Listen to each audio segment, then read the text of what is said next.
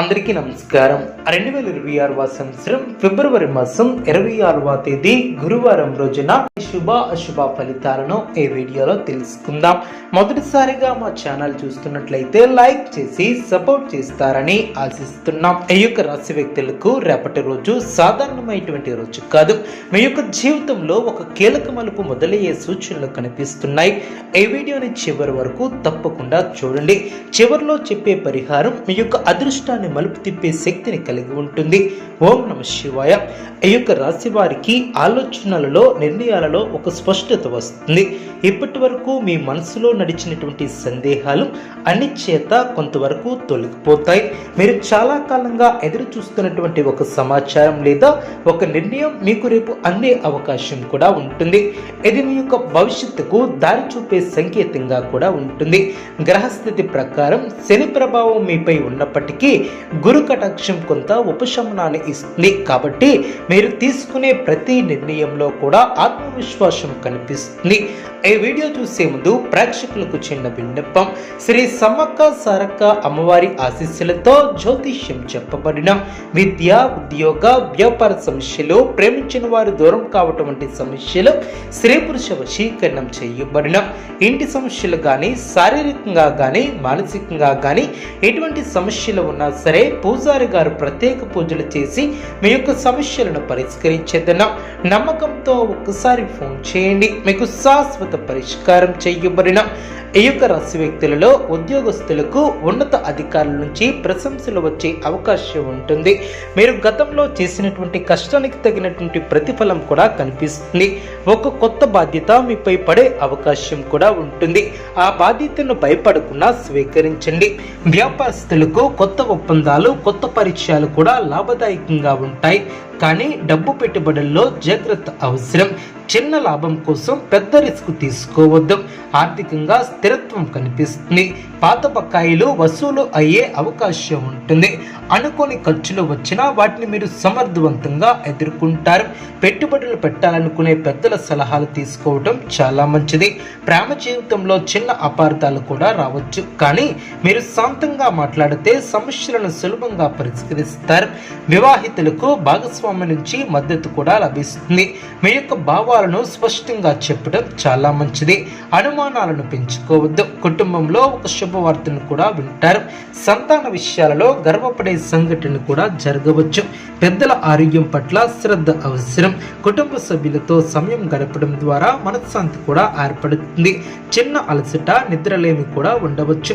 రాత్రి ఎక్కువగా ఆలోచనలను చేయటం మానుకోండి.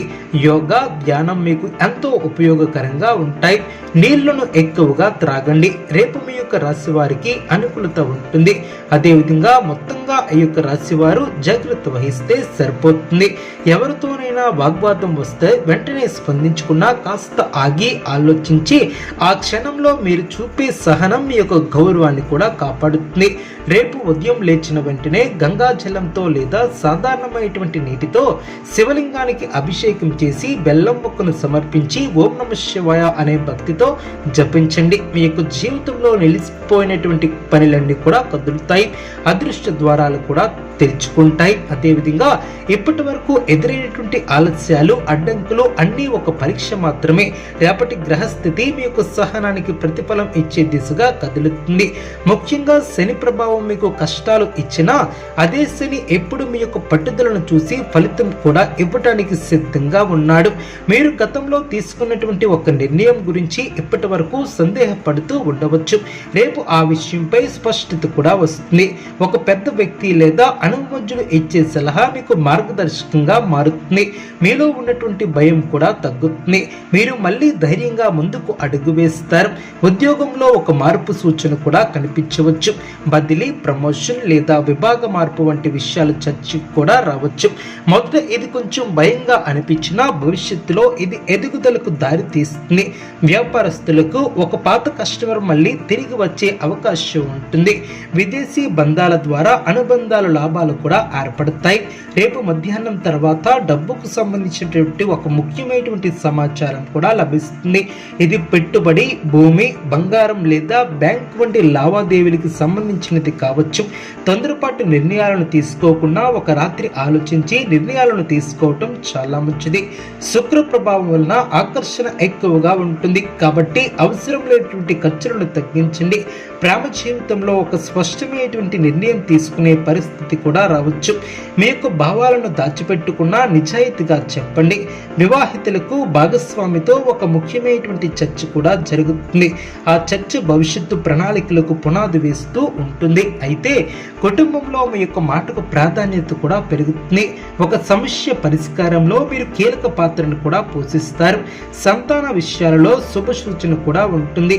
చదువు లేదా ప్రతిభకు సంబంధించినటువంటి ఒక మంచి వార్త వినే అవకాశం ఉంటుంది. ఇటీవల మీరు చేసినటువంటి ఒక మంచి పని లేదా పొందినటువంటి ఒక ప్రశంస కారణంగా కొంతమందిలో అసూయ పెరిగి ఉండవచ్చు. అందుకే రేపు ఉదయం ఇంటి ముందు కొంచెం ఉప్పు కలిపినటువంటి నీళ్లను చల్లటం చాలా మంచిది. ఇది నెగిటివ్ ఎనర్జీని కూడా తగ్గిస్తుంది. రేపు సాయంత్రం సూర్యాస్తమయం తర్వాత 11 నిమిషాలు నిశ్శబ్దంగా కూర్చుని ఓం నమః శివాయ మంత్రాన్ని జపించండి.